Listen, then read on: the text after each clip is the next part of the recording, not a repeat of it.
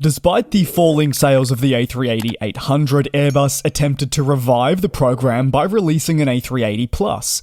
Despite launching the type in 2017, its impact was relatively minimal, with little to no interest from airlines, leading to its failure. But what drove the A380 Plus to struggle? Why was it launched? What improvements did it have, and was it the right decision for airlines not to invest? Well, Airbus formally announced the plane in 2017. It essentially acted as an upgraded version of the A380-800, which was then still in production.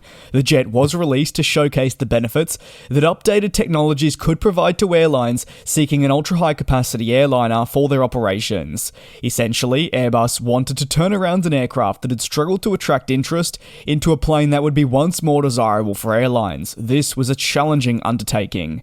Airbus hoped to bring improvements customers wanted to adopt to the A380-800, but through the Plus version. By making these changes, the manufacturer felt it would attract enough interest from airlines to make the jet a firm reality. Airbus proposed enhancements, including aerodynamic adjustments, increased passenger capacity, and weight reductions. The most notable difference came in the form of its appearance, with the addition of winglets, not previously found on the predecessor model, and as described by Airbus, the winglets would provide up to a 4% fuel burn saving and a cost reduction of 13% per seat in comparison to the plane it was replacing. Unfortunately, while the A380 Plus brought improvements, the industry's preference for a particular aircraft type dramatically changed when the aircraft was announced. More airlines saw types such as the 787 and A350 as, for them, better solutions to their long-haul flying efforts. These planes posed less risk of being filled and could fly in a profitable manner.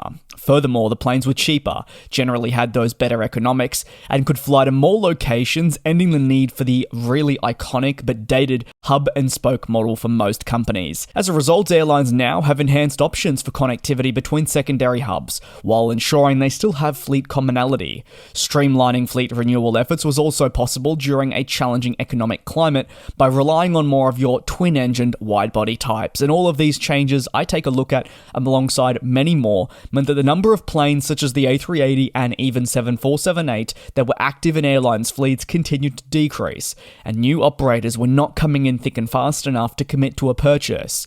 So therefore, you had planes such as the A380 Plus that could have really been viewed more, if anything, as a Hail Mary in an attempt to rekindle interest into the program. This, however, did not work. The A380 is the world's largest passenger plane, but the fate of the A380 Plus was ultimately driven by the predecessor's lack of commercial success enjoyed during the 2010s. Despite Airbus releasing its Plus to the public, the aircraft never had the legs to really change airlines' minds, driven by their opinions of the A380-800. Away from struggling commercially, passengers have always enjoyed the spacious nature of the plane. The positives trickle down to airlines able to utilize this space to redefine their onboard product. However, it was never viewed as a long-term option for most, and the prospective reward did not outweigh the risk.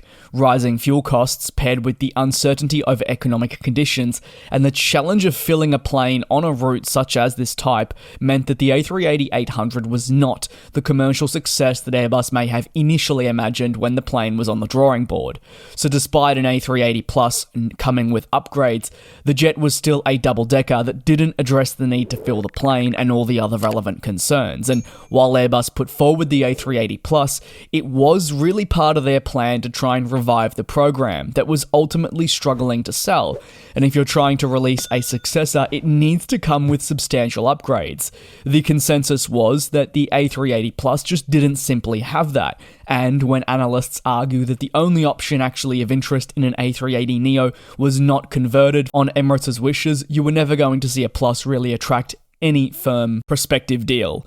See, look at Emirates. They didn't believe the enhancements proposed on the Plus were worthwhile enough to commit to the type and express that really true interest.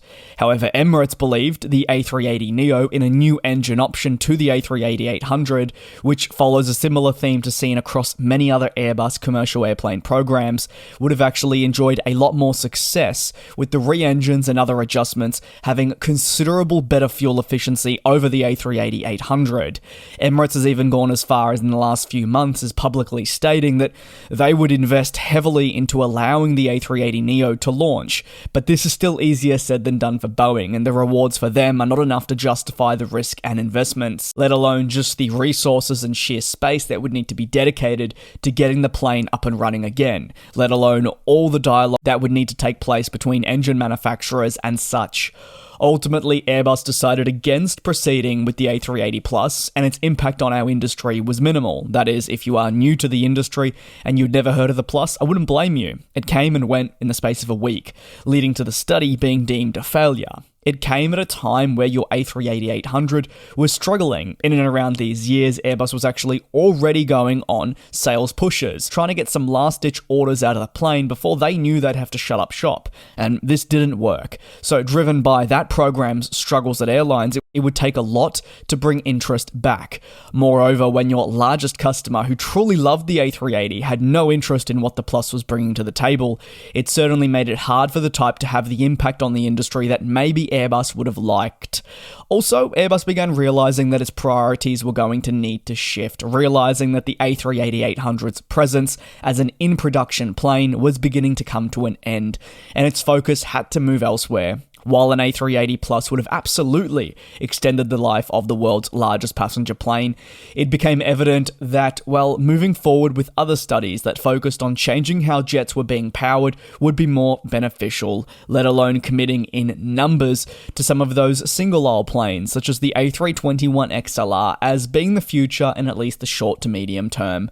Thanks a lot for watching. I appreciate your support here on GlobeTrotting. Feel free to subscribe if you haven't already. Take care, be safe, and I'll see you in a couple of days for further industry analysis. And we'll fly.